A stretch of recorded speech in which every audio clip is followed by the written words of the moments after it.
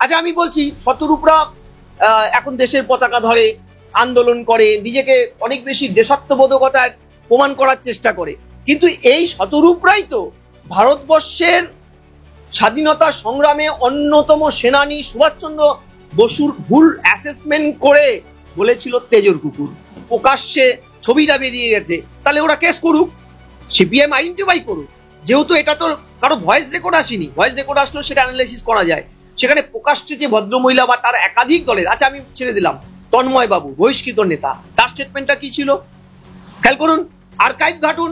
বিকাশ বাবু তো নিশ্চয়ই সিপিএম এরই নাকি আরএসএস এর।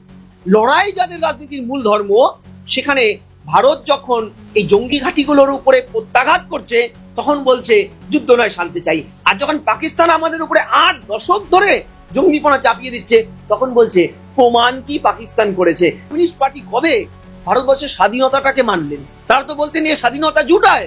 আমরা দেখলাম শতরূপ ঘোষ তিনি বলছেন বিজেপির জাতীয় পতাকা ধরার অধিকার নেই, কি বলবেন? দেখুন, আমি তো বিজেপির মুখপাত্র নই, কি অনুষঙ্গ নিয়েও বলেছেন নিশ্চয়ই তার একটা ঐতিহাসিক প্রেক্ষাপট ও ব্যাখ্যা দিয়েছেন, কিন্তু আমি বলছি কোনো একটি রেজিস্টার্ড পলিটিক্যাল পার্টি, সেটা সিপিএম বলুক বা বিজেপি বলুক কংগ্রেস বলুক, তাদের স্বাধীনতা সংগ্রামে কি ভূমিকা ইতিহাসগতভাবে ছিল এবং আজকে দেশে তারা রেজিস্টার্ড পলিটিক্যাল পার্টি, সেই তুল্যমূল্য বিচার করলে কার জাতীয় পতাকা ধরার অধিকার আছে নেই সেটা যদি একটা ওয়ার্কশিটে বসেন, তাহলে কিন্তু শতরূপ যে দলটা করে সেই দলেরও কিন্তু অন্তত স্বাধীনতা সংগ্রামে তাদের ভূমিকা নিয়ে কিন্তু যথেষ্ট পরিমাণে একটি ধোঁয়াশার জায়গা, কালো কিছু ইতিহাস আছে। আমি কেন বলছি আপনাকে, দেখুন ওরা স্ট্যালিনীয় আত্মপরিচয়ের ভিত্তিতে আলাদা রাষ্ট্র, এই তত্ত্বটাকে কিন্তু ওরা মানত। এখন মানে কিনা ওরা অন্তত প্রকাশ্যে কিছু না বললো, তখন মানত। 46 আপনি খেয়াল করুন, বাম তৎকালীন সিপিআই, আজকে সিপিআইএম ফর্মে তারা আসেনি, 62-তে তারা আলাদা হয়। আমি বলছি এই সময়ও তো তারা নিজেকে ভারতীয় হিসেবে কম রাশিয়ার দল হিসেবে তো মানত।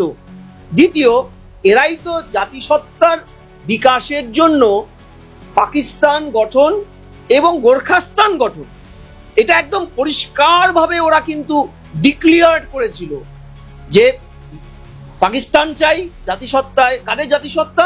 মুসলিম ধর্মাবলম্বীদের জাতিসত্তার জন্য পাকিস্তান, এবং গোর্খাস্তান নেপালিদের জন্য। একদম সেখানে রতনলাল ব্রাহ্মণ তখন তাদের অন্যতম সদস্য, তার তত্ত্বাবধানে গোপাল ছেত্রী আইনজীবী দার্জিলিং এর, ওরা এখন অনেক ধরনের ব্যাখ্যা দেয়, ওরা ডকুমেন্ট চায়। আচ্ছা আমি দ্বিতীয় বলি, ভারতবর্ষের মূল রাজনীতির আর্থসামাজিক কালচারটাকে কবে সিপিএম নিজেকে অ্যাডপ্ট করেছে, কবে নিতে পেরেছে?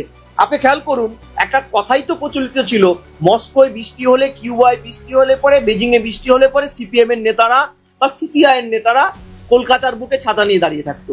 অর্থাৎ দলটা ভারতীয় কম, তা বিদেশি অন্যান্য দেশের প্রতি তার আনুগত্যটা অনেক বেশি। তা না হলে আপনি খেয়াল করে দেখুন, 62 পাকিস্তান হামলা করল, চীন হামলা করলো ভারতকে, সেই সময় পার্টির কি অবস্থান ছিল? পার্টি চীনের হামলাকে সমর্থন করবে কি করবে না, এই প্রশ্নে পার্টি স্প্লিট করে গেল, ভেঙে গেল। আচ্ছা আমি বলছি শতরূপরা এখন দেশের পতাকা ধরে, আন্দোলন করে, নিজেকে অনেক বেশি দেশাত্মবোধকতায় প্রমাণ করার চেষ্টা করে, কিন্তু এই শতরূপরাই তো ভারতবর্ষের স্বাধীনতা সংগ্রামে অন্যতম সেনানী সুভাষচন্দ্র বসুর ভুল অ্যাসেসমেন্ট করে বলেছিল তেজর কুকুর, বলেছিল তো তেজর কুকুর। কষ্ট তো তাদের ইয়েতে আছে, এবং এটা একদম ডকুমেন্টেড ফ্যাক্ট যে রনেন বাবু স্ট্যালিনের সাথে দেখা করতে গেছেন দ্বিতীয় বিশ্বযুদ্ধের ওই প্রাককালটার মধ্যে, তখন স্ট্যালিনও নাকি তাদেরকে বলছে যে তোমরা কেমন কমিউনিস্ট, দেশকালে তোমাদের স্বাধীনতা সংগ্রামীদের পাশে দাঁড়াওনি, নেতাজি সুভাষচন্দ্র পাশে তোমরা দাঁড়াওনি। এটা কিন্তু প্রশ্নটা আরো আছে। আপনি ভাবুন, সিপিএম কে কোনোদিন শুনেছেন 1962 সালে একতরফা ভাবে চীন যে ভারত হামলা করলো তার কোনো কন্ডেম করে চীনের বিরুদ্ধে কোনো প্রসেশন করতে, কোনো নিন্দা প্রস্তাব আনতে? আচ্ছা আপনি খেয়াল করুন, চীন যে ব্রহ্মপুত্রের উৎসস্থল তিব্বত দখল করে সেখানে তিব্বতী মানুষকে কার্যত তারা ভারতবর্ষের উদ্বাস্তু তিব্বতীরা, সেখানে নদী বাদ দিয়ে ভারতবর্ষের মিষ্টি জলের সবচেয়ে বড় উৎসস্থল ব্রহ্মপুত্রের নদীর একদম ভূপ্রাকৃতিক যে একটা জল ধারণ ক্ষমতা সেটাকে মেরে ফেলছে, শুকিয়ে ফেলছে ভারতে, মানে আগামীতে ভারতে মিষ্টি জলের সোর্সকে কার্যত মেরে ফেলবে, এটা নিয়ে সিপিএম কর্মী বিরোধিতা করেছে। তাদের সিন্ধু নদে জলের চুক্তি ভারত বাতিল করলো কেন, সিন্ধু জল দিচ্ছে না কেন, সেটা নিয়ে মাথা ব্যথা। আমার প্রশ্নটা হচ্ছে, আপনি এটা নিয়ে বলতেই পারেন, কিন্তু আপনি সবার আগে বলুন যে চীন যখন এটা করলো সেটা নিয়ে তো আপনাদের কোনো কোথাও আমি লেখা দেখি না। চীন যখন উইঘুরে প্রদেশের ওখানকার মুসলিম সম্প্রদায়ের মানুষদের উপরে দানবীয় অত্যাচার করে যাচ্ছে, দানবীয়, আমি বলছি দানবীয়, এমন কি সেখানকার একাধিক মসজিদ ভেঙে ফেলা হচ্ছে, সেখানকার ইসলাম ধর্মাবলম্বীদের তাদের ধর্মাচরণ করার পথেও রাষ্ট্র বাধা দিচ্ছে, ফাস্টিং করা যাবে না, রোজা রাখা যাবে না। এই ঘটনার পরে সিপিএম এর বা সিপিআইএম এর কোন মুখপাত্রকে পশ্চিমবঙ্গের রাজপথে মিছিল করতে দেখেছেন? যুদ্ধ নয় শান্তি চাই, চীনকে বোঝাতে দেখেছেন? চীন যে ভারতের দুদিন পর পর ভারতের সীমান্ত নিয়ে ঝামেলা করে, এমনকি এই প্রত্যাঘাত পর্বে ভারত যখন প্রত্যাঘাত পর্বে সিজফায়ার ডিক্লেয়ার করলো চীনের পাকিস্তানের দাবিকে সমর্থন জানিয়ে বা মেনে নিয়ে, তখন চীন কিন্তু এই উত্তেজনার মুহূর্তে অরুণাচলের 27টায় অঞ্চল, আমাদের অরুণাচল ভারতের ভূখণ্ডে 27টা অঞ্চলের নাম পাল্টে দিল। দেখেছেন যে আপনার সিপিএম কোনো বিরোধিতা করছে? আমার প্রশ্ন হচ্ছে, আপনি তখনই এই কথাগুলো বলতে পারবেন, তখনই আপনি একটি দলকে ঐতিহাসিক প্রেক্ষাপট ঘেটে বলবেন আপনার জাতীয় পতাকা টাচ করার অধিকার নেই, যখন আপনার থাকবে প্রবলেম। আপনি যদি একচোখা ভাবে কোনো একটি বিষয় নিয়ে আপনি বললেন না, একটা বিষয় নিয়ে বললেন। আরেকটা কথা, সিপিএম কবে, সিপিআই কবে, এই দেশের কমিউনিস্ট পার্টি কবে ভারতবর্ষের স্বাধীনতাটাকে মানলেন? তারা তো বলতে নিয়ে স্বাধীনতা ঝুটা। এমন অনেক বর্ষিয়ান সিপিএম নেতা ভারতের জাতীয় পতাকাটা পর্যন্ত স্পর্শ করেনি এই লজিকে যে এর স্বাধীনতা নাকি তারা মানেন না, এটা নাকি অর্জন নয়, ব্রিটিশরা আমাদের পুঁজিবাদী শ্রেণীর কাছে দিয়ে গেছে। যারা এই অ্যাটিটিউড নিয়ে চলে, তারা যখন আরেকটি দলকে এই ধরনের কথাগুলো বলে, শতরূপ আমার খুব প্রিয় বন্ধু ভাই, তার সাথে একাধিক টিভি প্রোগ্রাম সূত্রে আমার পরিচয়, কিন্তু আমি বলছি শতরূপদের যে দেখো, আমি তো বিজেপির মুখপাত্র নই, কিন্তু ইতিহাস বোর্ডটা যদি এই সেন্সে তুমি হিসাব করে বলো যে বিজেপি স্বাধীনতা সংগ্রামে এই করেনি ও করেনি তাই তার পতাকা ধরার অধিকার নেই, তাহলে আমি একটা কথা বলবো, তোমাদের ভূমিকাটাও তো আরো সাংঘাতিক। সিপিআই বা সিপিআইএম এর ভূমিকা এখনো পর্যন্ত সাংঘাতিক, যে তারা এই দেশের আর্থসাংস্কৃতিক প্রেক্ষাপটে তারা দেশটাকে নিজের মনেই করতে পারলো না। এখনো তাদের নেতা স্ট্যালিন, লেনিন, এখনো তাদের মূল রাজনীতির প্রেক্ষাপট হয় রাশিয়া, নয় কিউবা, নয় ভিয়েতনাম, না হয় চীন।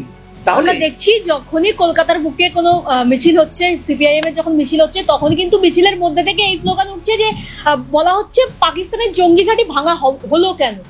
কি প্রমাণ আছে যে পাকিস্তান ভারতের উপর আক্রমণ করেছে? না, এইটাই তো সিরিয়াস প্রশ্ন, যে আন্তর্জাতিক একটা মানে অলমোস্ট সব দেশ মেনে নিয়েছে, ইভেন পাকিস্তান মেনে নিয়েছে যে তাদের সেনাদের একটা অংশ মুম্বাই হামলা করেছিল, সেনার এলিয়েস্ট অফ দ্য এলিয়েস্ট কমান্ডারকে তারা রেখে দিয়েছিল লস্কর তাইবার কাছে, মুনির, এই তার নেতৃত্বে হামলাটা হলো। আজকে পেহেলগাঁর এই হামলাটা আন্তর্জাতিক মঞ্চে কিন্তু ধিকৃত হয়েছে পাকিস্তান। এবং আমি আপনাকে বলছি, গতকাল ভারতে হামলাকারী একজন কুখ্যাত জঙ্গি সেখানকার পাঞ্জাব প্রভিন্সে কিন্তু খুন হয়েছে আততায়ীর গুলিতে। আপনি জানেন, একের পর এক জঙ্গিদের ফ্যাক্টরি হচ্ছে পাকিস্তান, অথচ সিপিএম জানে না। এটা হাস্যকর নয়? তার বন্ধু চীন কন্ডেম করেছে, পাকিস্তানের বন্ধু চীন কন্ডেম করেছে, আমেরিকা স্টেটমেন্ট দিয়েছে। তারপরে ভারত যখন পাল্টা হামলাটা করলো প্রত্যাঘাত, তখন ভারতবর্ষের মাটিতে বসে থাকা একটি ভারতীয় আবহাওয়ায় বেড়ে ওঠা, ক্ষমতায় দখল করা ভারতীয় মাটিতে তারা জনসমর্থন পাওয়া দল যখন কলকাতার রাজপথে দাঁড়িয়ে পরিষ্কার বলে প্রমাণ কি, আবার ঠিক ভারত যখন প্রত্যাঘাত করে তখন বলে এটা ঠিক হয়নি, যুদ্ধ নয় শান্তি চাই, যুদ্ধ নয় শান্তি চাই। কারা বলছে? যারা সারা জীবন শুনে এসেছি ছোট থেকে, রাজনীতির বোধ যেদিন থেকে হয়েছে সেদিন থেকে সিপিএম এর নেতাদের, সিপিআই নেতাদের মুখে বা অন্যান্য বাম নেতাদের থেকে শুনে এসেছি যুদ্ধ নয় শান্তি, আপনার মানে লড়াই চাই, লড়াই করে বাঁচতে চাই।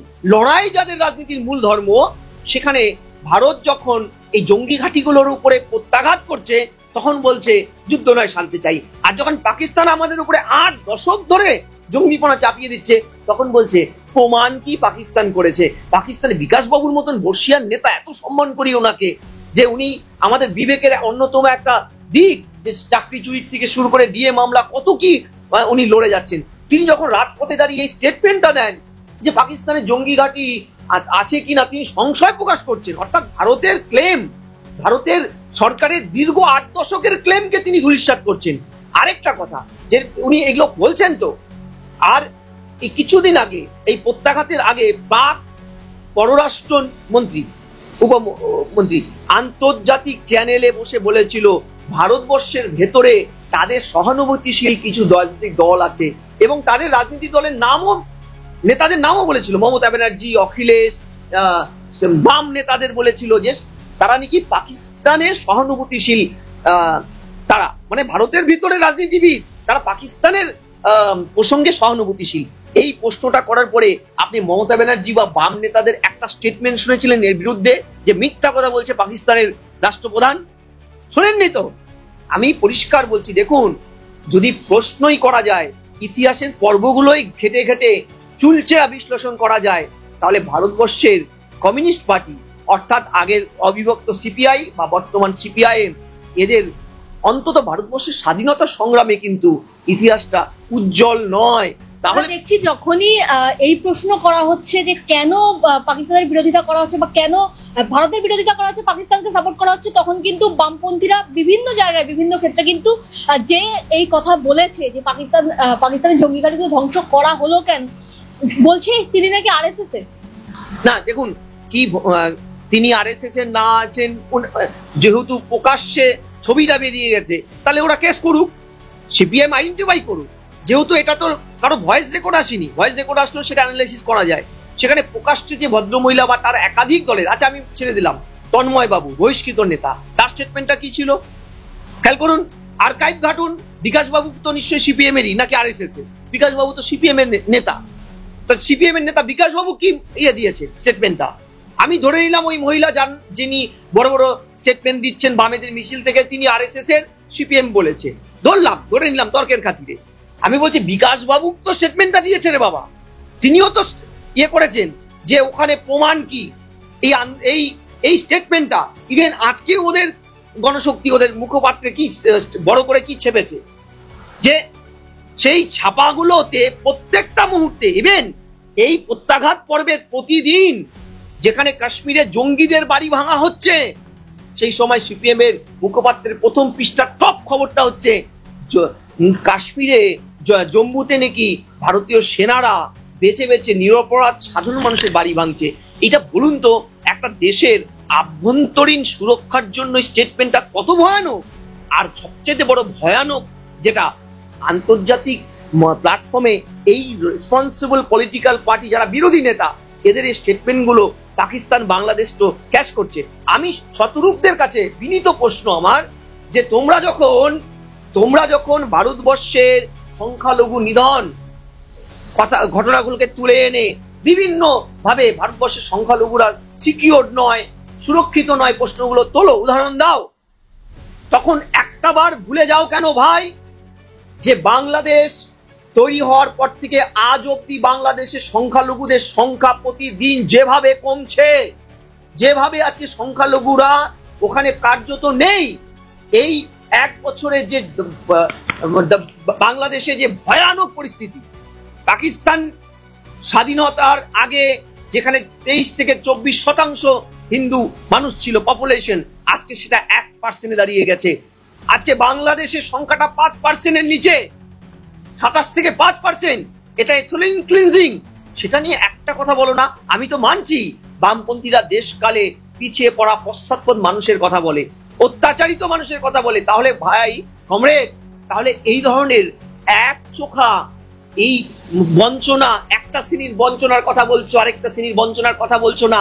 তোমরা প্যালেস্টাইনের হামলা, গাজার হামলার উপরে কথা বলছো, মিছিল করছো, ভারতবর্ষে পতাকাময় করে দিচ্ছ, অথচ চিন্তা করে দেখো যেই তোমার লাস্ট ব্রিগেডে কোথাও তোমাদেরই দলের 2 কর্মী নৃশংসভাবে খুন হলো, হরগোবিন্দ দাস আর চন্দন দাস, তাদের একটা ফটো তোমরা রাখতে পারলে না, অথচ পুরো ব্রিগেড গ্রাউন্ডময় ছড়িয়ে গেল প্যালেস্টাইনের পতাকা। আমি বলছি প্যালেস্টাইনে যে ভয়ানক মানব মানবতার খুন হচ্ছে প্রত্যেকটা মুহূর্তে, আমরা তো ভারতবাসীরা জাতি ধর্ম বর্ণ নির্বিশেষে সবাই প্রতিবাদ করি। ভারতের স্ট্যান্ডই হচ্ছে যে প্যালেস্টাইনের পাশে থাকা। আজও বর্তমান যে সরকার ভারতের কেন্দ্রে আছে তারাও প্যালেস্টাইন প্রশ্নে কিন্তু ভোটাভুটিতে কার্যত প্যালেস্টাইনের পক্ষে ভোট দিয়েছে। তারপরে প্রশ্নটা হচ্ছে যারা প্যালেস্টাইনের গাজায় হামলা হলে বা রাজপথ কাঁপিয়ে দেয় তারা একটাবারও পাকিস্তান বা বাংলাদেশের সংখ্যালঘু হিন্দুদের উপরে বা অন্যান্য সংখ্যালঘু অমুসলিম সংখ্যালঘুদের উপরে যখন হামলা হয় তখন তারা একটা শব্দ করে না, এড়িয়ে যায়, কিছু না হয়নি এই ধরনের প্রত্যুত্তর করে। আমরা দেখছি যে বামেদের মিছিলে যখনই ভারত পাকিস্তান নিয়ে প্রশ্ন ওঠে তখনই কিন্তু বলা হয় কিসের ভারত। না, এই প্রশ্নটা ওরা বিভিন্ন সোর্সে বলছে যে আমরা বলিনি, আমাদের ভিতরে লোক ঢুকে গেছে। কিন্তু আমার ব্যাখ্যা করছে, দেখুন বাম কাস্তে হাতড়ি তারা তো আন্তর্জাতিকতা বোধকেই ওরা বলে আমরা আন্তর্জাতিকতা বোধকে ভালোবাসি। এই লজিকটা ধরে নিলে পরে ওরা কিসের ভারতের থেকে ওরা বরাবরই রাশিয়ার কথা বলেছেন, রাশিয়াকে তাদের আদর্শ ধরেছেন, মানে সোভিয়েত ভেঙে যাওয়ার পরে তাদের নতুন আস্তানা হয়েছে কিউবা, ভিয়েতনাম কিংবা চীন, আজকের চীন, গণতান্ত্রিক চীন। অর্থাৎ ওরা কোনোদিন ওই দেশকে ভালোবাসেনি বা দেশের আত্মীকরণের প্রশ্নে, দেশীয় মনীষীদের আত্মীকরণের প্রশ্নে খুব একটা বেশি ওরা সচল ছিল না বলেই আপনি দেখবেন ওরা কখনো রবীন্দ্রনাথ ঠাকুরকে বুর্জোয়া কবি ওদের বলতে হয়েছে, আবার বুদ্ধবাবুকে প্রকাশ্যে 2007 সালে বলতে হয়েছে যে শরৎ বঙ্কিম সাম্প্রদায়িক। Can you imagine? এটা নিয়ে আমি একটা আর্টিকেল করেছিলাম ওই সময়। শরৎ বঙ্কিম সাম্প্রদায়িক, যে শরৎ কথা সাহিত্যিক, শুধু তাই নয়, দরিদ্রদের লেখার জন্য সারা পৃথিবীতে সবচেয়ে গ্রহণযোগ্য প্রাবন্ধিক আছেন শরৎচন্দ্র চট্টোপাধ্যায়, সাহিত্যিক শরৎচন্দ্র চট্টোপাধ্যায়। তাছাড়া তাদেরকে আম্বেদকরকে বলতে হয়েছে জাত নেতা, বিবেকানন্দকে ধর্ম নেতা, রামকৃষ্ণ পরমহংসদেবকে বলতে হয়েছে মানে কতটা অশ্লীল আক্রমণ, মিগি রবি। এই বামপন্থীদের আমি আপনাকে পরিষ্কার বলছি, 2005-06 সেই সময় নর্থ বেঙ্গল ইউনিভার্সিটি, বাম সরকার তখন পশ্চিমবঙ্গে, তারা বিবেকানন্দের পাঠ্যসূচির থেকে, পলিটিক্যাল সায়েন্সের এম.এ পাঠ্যসূচি থেকে বিবেকানন্দের তত্ত্ব উঠিয়ে দিল। ব্যাখ্যা কি ছিল? ব্যাখ্যা ছিল যে বিবেকানন্দ কঠিন। আমাদের প্রশ্ন ছিল বিবেকানন্দ খুব কঠিন নাকি মার্কস জলবৎতরলম? অর্থাৎ দলটি বরাবরই ভারতের কালচার, ভারতের শাস্ত্র, ভারতের মাটির যে ধারাবাহিক প্রবহমান যে একটা অনুষঙ্গ, একে মানেনি। তাই আজকে তাদের বলতে হচ্ছে কিসের ভারত। এই যে অতি বামীয়রা বামেদের মিছিলে ঢুকে পড়লো, যাদের আস্তানা হয় জেএনইউ, না হলে আপনার ওই জেইউর ক্যাম্পাস, তার বাইরে কোনো জগৎ নেই। ওখান থেকে পাশ করে নিয়ে আবার যে পুঁজিবাদের বিরুদ্ধে সারা জীবন ছাত্র জীবনটা লড়াই করে গেল, সেই পুঁজিবাদের আস্তানা আমেরিকায় গিয়ে কর্পোরেট হাউসে গিয়ে মাথা গুঁজে ফেললো। আমার প্রশ্নটা সেখানে গিয়ে যে এই যে ভারতের বিরোধিতা করা অতি বামীয় কালচারের একটা অঙ্গ হয়ে দাঁড়িয়েছে বহু আগের থেকে। চীনের প্রেসিডেন্ট ভারতের প্রেসিডেন্ট, চীনের প্রেসিডেন্ট আমাদের প্রেসিডেন্ট। এই তথ্যটা তো আপনার আমার নয়, এই তথ্য তো এখন যারা কমিউনিস্ট পার্টি তাদের ঘোষিত নীতি, যে কিউবাতে বৃষ্টি হচ্ছে, মস্কোয় বৃষ্টি হচ্ছে, বেজিংয়ে বৃষ্টি হচ্ছে, কলকাতায় ছাতা নিয়ে কড়া রোদ্দের মধ্যে বৃষ্টি ভেবে নিয়ে বামপন্থীরা দাঁড়িয়ে আছে। এটা বামপন্থীদের কালচার। এটা তো আমাকে কেউ গালাগালি করতেই পারে এই ভিডিওটা প্রকাশ হয়ে যাওয়ার পরে, কিন্তু আমি তো এই ফ্যাক্টগুলো দেখেছি, পড়েছি। এমন নয় যে এটা অপড়া বা কেউ জানি না আমি বানিয়ে কথা বলছি। বামপন্থী নামে যে দলগুলো এই ভারতবর্ষে এই মুহূর্তে এক্সিস্টিং, বিশেষ করে সিপিআই, সিপিআইএম, সিপিআইএমএল, এরা তো ভারতবর্ষের ক্ষমতা এনজয় করে জনগণের ভোটে জিতে ভারতের কোনোদিনও ভারতীয়ত্বকে গ্রহণ করতে পারেনি। তাই তাদের মুখ দিয়েই কিসের ভারত, কেন পাকিস্তানকে জলবন্ধ করে দেওয়া হলো, কেন পাকিস্তানে হামলা হলো, ওখানে তো কোনো জঙ্গি ঘাঁটি নেই, এগুলোই তো খুঁজে পাবে। তা না হলে তাদের ঐতিহাসিক সেই যে চাওয়াটা, পাকিস্তান মুসলিমদের জন্য একটি আত্মনিয়ন্ত্রণের প্রশ্নে, আত্মপরিচয়ের প্রশ্নে একটি দেশ চাই পাকিস্তান, যে পাকিস্তানটা মুসলিমদের জন্য অন্তত কোনো সফল স্টেট হতে পারেনি। পৃথিবীর সবচেয়ে ব্যর্থতম মুসলিম কান্ট্রিগুলোর মধ্যে দুটোই আছে, সেটা পাকিস্তান, বাংলাদেশ। এই দুটো যে ব্যর্থতা, তাদের দায়টা নিতে হবে। তাই আজকে তাদেরকে এই মিছিল থেকে প্রশ্ন তোলে আলটিমেটলি ভারতের যে প্রতিরক্ষা, ভারতের যে সংবিধান, ভারতের আভ্যন্তরীণ সুরক্ষাটাকে তারা জলাঞ্জলি দিয়ে এই প্রশ্নগুলো করছে। তাতে যেটা হচ্ছে, আমরা তো রামায়ণে দেখেইছিলাম যে রামায়ণে এক বিন্দুও বিভীষণ লড়াই করেনি, কোথাও কোথাও লড়াইয়ের কোনো আপনি চিহ্ন পাবেন না। অথচ রাম লক্ষ্মণ যখন রাবণের নির্বংশ করে দিল, হারিয়ে দিল, সমস্ত হারানোর প্রক্রিয়াতে রক্তক্ষরণ না করে, অস্ত্র না চালিয়ে বিবেকানন্দ মানে বিভীষণ কিন্তু মুখ্য ভূমিকা নিলেন, এবং আমরা রামায়ণের যা পরিণতি দেখলাম। ফলে এরা এই বিভীষণের ভূমিকাটা অবতীর্ণ হয়েছে ভারতবর্ষে।